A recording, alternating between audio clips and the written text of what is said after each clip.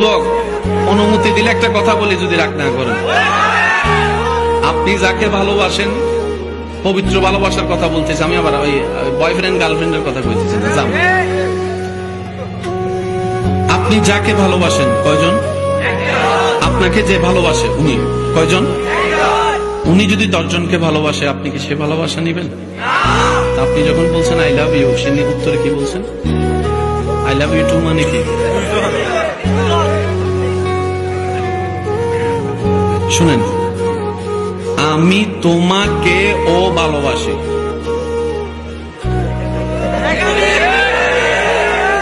আমি তোমাকেও।